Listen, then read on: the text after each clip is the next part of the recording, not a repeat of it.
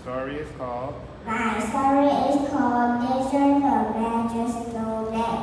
Once upon a time, there was an amazing snowman named Blizzard in the North Pole.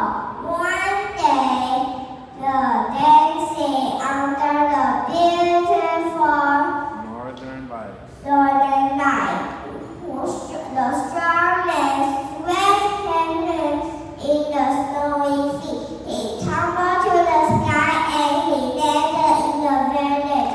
The village was Filled with twinkling light. The people were friendly, but everything from desert from home.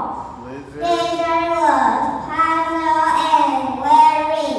He needed to return to the North Pole.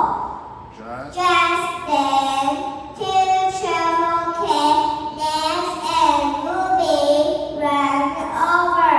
Eyes wide, wondered And asked, and asked, "Are you really a snowman?" Blizzard Blizzard nodded nodded